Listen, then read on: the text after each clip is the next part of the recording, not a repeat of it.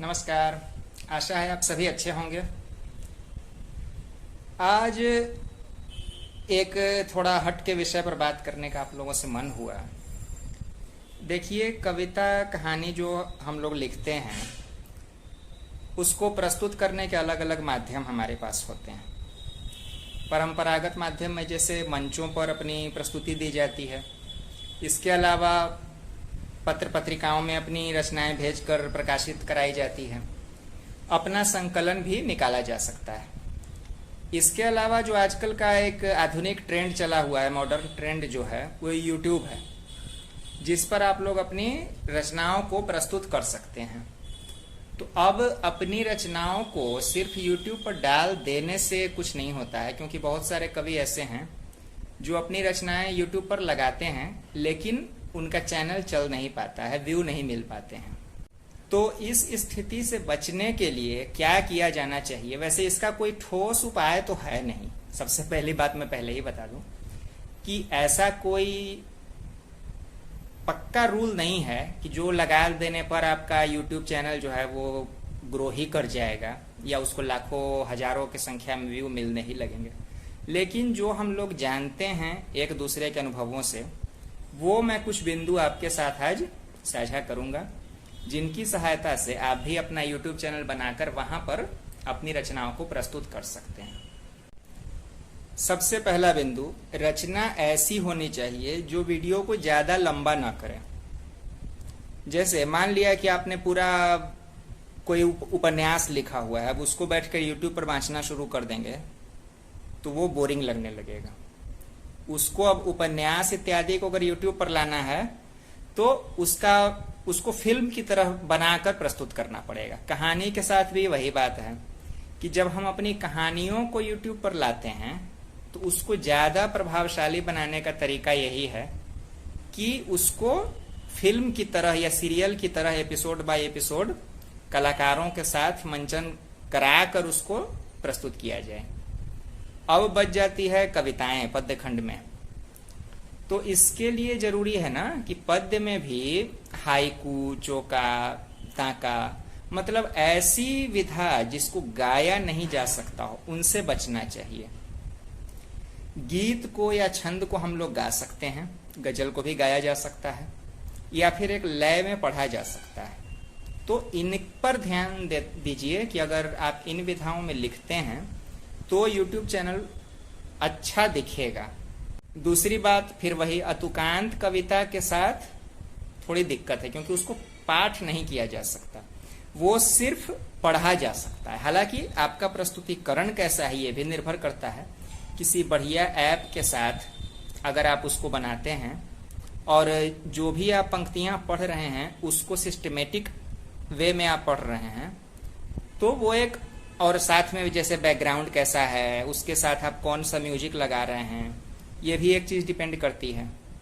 मेरा चैनल तो जो कि सिखाने वाला है, ट्यूटोरियल है, तो मेरा विशेष ध्यान सिखाने पर रहता है, तो इसलिए मैं ज्यादा कुछ उसमें ताम झाम नहीं करता हूं, मैं सीधे बता देता हूं, क्योंकि मेरा उद्देश्य समझाना है, सिर्फ अपनी रचनाएं प्रस्तुत करने का उद्देश्य इस चैनल पर मेरा नहीं रहता है।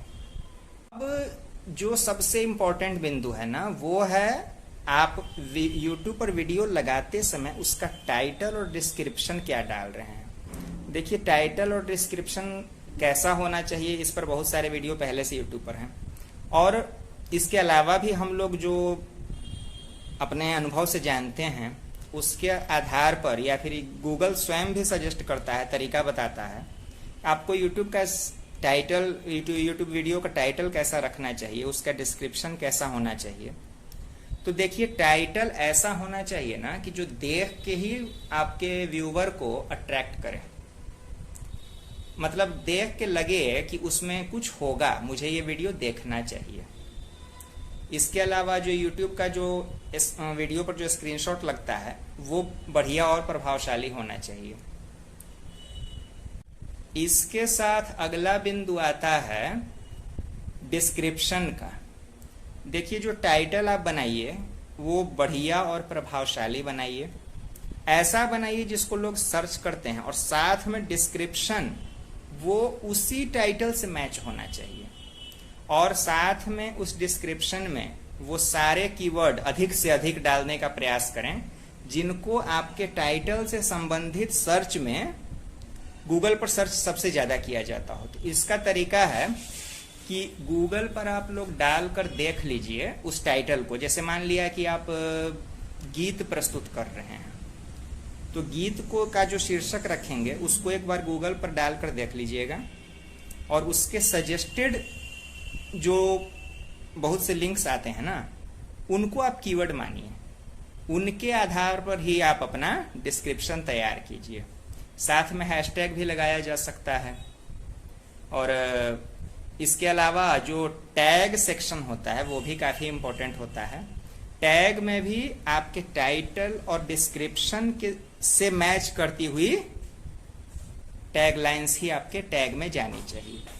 नहीं तो ऐसा हो जाएगा कि अगर आपने कोई टैग बिल्कुल अलग से लगा दिया, कोई ऐसा टैग लगा दिया जो आपके टाइटल और डिस्क्रिप्शन से मैच नहीं कर रहा है, तो फिर वो टैग काम नहीं करेगा। टैग तो काम नहीं ही करेगा, उल्टा ये नियमों का उल्लंघन मानता है इसको यूट्यूब, कि जब बिल्कुल उस वीडियो में वैसा कुछ नहीं था तो क्यों लगाया आपने। इसके अलावा हमेशा जो रचना प्रस्तुत कर रहे हैं उसकी जो विधा होगी या फिर उसका जो मैटर होगा वो ऐसा रखिए जो कि अभी हॉट टॉपिक्स में आ रहा है, लोग उसको ज्यादा आसानी से सुनना चाहते हैं। जैसे मान लिया ना कि कोई इलेक्शन है या कोई ऐसा मुद्दा जो ज्वलंत है, उस पर अगर आप तात्कालिक रूप से लिखते हैं, तो ये बात मैं पहले कह चुका हूं कि तात्कालिक मुद्दों पर लिखने से बचना चाहिए। ऐसी रचना लिखनी चाहिए जो कालजयी हो, क्योंकि उसका लंबे समय तक उपयोग हो सके। तो वो प्रिंट के लिए ज्यादा बढ़िया है, क्योंकि प्रिंट में आप रखेंगे तो आज भी वो चलेगा, साल भर के बाद भी चलेगा, 4 साल के बाद भी चलेगा, 5 साल के बाद भी चलेगा। जैसे दिनकर जी, निराला जी, महादेवी वर्मा जी, इन लोगों की रचनाएं हम लोग आज तक पढ़ रहे हैं, तो वो प्रिंट में ज्यादा बढ़िया चलता है। लेकिन यूट्यूब ऐसा माध्यम है ना, ऐसा प्लेटफॉर्म है कि यहाँ पर आपको तुरंत से वीडियो डालकर व्यू लेने होते हैं।